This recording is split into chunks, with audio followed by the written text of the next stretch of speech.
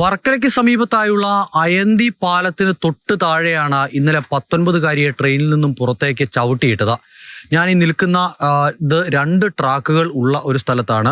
ആ കാണുന്ന ട്രാക്കാണ് തിരുവനന്തപുരം ഭാഗത്തേക്കുള്ള ട്രെയിനുകൾ പോകുന്ന ട്രാക്ക്. ഈ ട്രാക്ക് വർക്കല ഭാഗത്തേക്കുള്ള ട്രെയിനുകൾ പോകുന്ന ട്രാക്കാണ്. അങ്ങനെ ഈ 2 ട്രാക്കുകളിലായി ഇന്നലെ ട്രെയിനുകൾ പിടിച്ചിട്ട സ്ഥലം ഇവിടെയാണ്.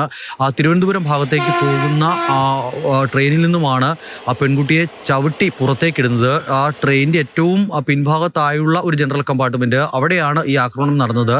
ആ പെൺകുട്ടിക്കൊപ്പം ഉണ്ടായിരുന്ന 19-കാരിക്കൊപ്പം ഉണ്ടായിരുന്ന മറ്റൊരു പെൺകുട്ടിയെ കൂടി ആക്രമിക്കാനൊരു ശ്രമം നടന്നിരുന്നു. ആ പെൺകുട്ടി ട്രെയിനിന്റെ വാതിലിൽ പിടിച്ച് നിന്നതുകൊണ്ട് മാത്രമാണ് പുറത്തേക്ക് തെറിച്ച് വീഴാത്തത്. അതിനുശേഷം ആ പെൺകുട്ടി ബഹളം വെച്ചതിനെ തുടർന്ന് ട്രെയിൻ ചങ്ങല വലിച്ച് ഈ ഭാഗത്തായി നിർത്തിയിരുന്നു. ഞങ്ങൾ ബാത്റൂമിൽ പോയിട്ട് ഇറങ്ങിയപ്പോഴത്തേക്കും പുള്ളിക്കാരിയെ നടുവിന് ചവിട്ടി തള്ളിയിടുമായിരുന്നു. എന്നിട്ട് എന്റെ കൈയും കാലിനെയും പിടിച്ച് എന്നെയും പാതി പുറത്തിട്ട്. മറ്റു പ്രകോപനമൊന്നും ഉണ്ടായി ഇല്ല, ഒന്നുമില്ല.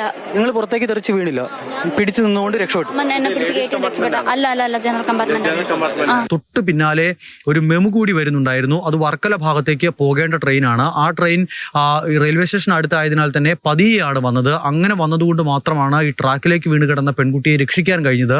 ആ ട്രെയിൻ അവിടെ നിർത്തി ആ മെമുവിൽ ഈ പെൺകുട്ടിയെ കയറ്റി വർക്കലയിലെ ഒരു സ്വകാര്യ ആശുപത്രിയിൽ പ്രവേശിപ്പിക്കുകയും പിന്നീട് തിരുവനന്തപുരം മെഡിക്കൽ കോളേജ് ആശുപത്രിയിലേക്ക് കൊണ്ടുപോവുകയുമാണ് ചെയ്തത്. നമുക്ക് ഈ നിൽക്കുന്ന സ്ഥലത്തിന്റെ ഒരു പ്രത്യേകത കാണാൻ കഴിയുന്നുണ്ട്. ഈ ഒപ്പമുണ്ടായിരുന്ന പെൺകുട്ടി കണ്ടില്ലായിരുന്നുവെങ്കിൽ, അല്ലെങ്കിൽ ഒപ്പം മറ്റൊരാൾ ഉണ്ടായിരുന്നില്ല എങ്കിൽ അപകടം ഇതുപോലെ നിൽക്കുമായിരുന്നു എന്നുള്ളതാണ് ഏറ്റവും പ്രധാനപ്പെട്ട ആശങ്ക. കാരണം 2 ഭാഗവും കാട് മൂടി കിടക്കുന്ന ഒരു പ്രദേശമാണ്. അടുത്ത് വീടൊക്കെ ഉണ്ട് എങ്കിൽ കൂടി കാട് ഇങ്ങനെ മൂടി കിടക്കുന്നതിനാൽ തന്നെ ഈ പ്രദേശത്തേക്ക് ഒരു നോട്ടം എത്തുക എന്ന് പറയുന്നത് അത്ര വേഗത്തിൽ സാധ്യമാകുന്ന ഒരു കാര്യമല്ല. ഓടി ചെന്ന് അപ്പോൾ കാണാം കാടിൻ്റെ അടുത്ത് ഇങ്ങനെ ഒരാളിനെ വണ്ടിയിനകത്തിട്ട് അടിക്കുന്നു. 3-4 ആളുകളെല്ലാം കൂടെ, ഒരു സ്ത്രീയും അതിനകത്തിരിക്കുന്നു. അവരാണ് പറയുന്ന കൂടെ വന്ന ആളിനെ ചവിട്ടി താഴെ ഇട്ട്. രാത്രി 8:30-ക്ക് ശേഷമാണ് സംഭവം നടന്നത്. ഞങ്ങൾ അറിയുന്നില്ല, ട്രെയിൻ ഇവിടെ പിടിച്ചിട്ടുന്നതാണ് കാണുന്നത്. ശേഷം കുറച്ച് കഴിഞ്ഞപ്പോഴത്തേക്കുമാണ് അറിയുന്നത് ഞങ്ങൾക്ക് ട്രെയിനിൽ നിന്ന് ഒരു പെൺകുട്ടിയെ തള്ളിയിട്ടു. അപ്പോൾ ബോഡി കമിഴ്ന്നാണ് കിടന്നത്. പക്ഷെ പിന്നെയാണ് അറിയുന്നത് മരിച്ചിട്ടില്ല, നല്ല രീതിയിൽ പരിക്കുകളുണ്ടായിരുന്നു. തൊട്ട് മുകളിൽ നമുക്ക് അയന്തി പാലമാണ് നമുക്ക് ഇവിടെ നിന്നാൽ കാണാൻ കഴിയുന്ന ആളുകൾ സഞ്ചരിക്കുന്ന ഒരേ ഒരു പാത എന്ന് പറയുന്നത്. അതും ഒരുപാട് ഉയരത്തിലുള്ള ഒരു പാലമാണ്.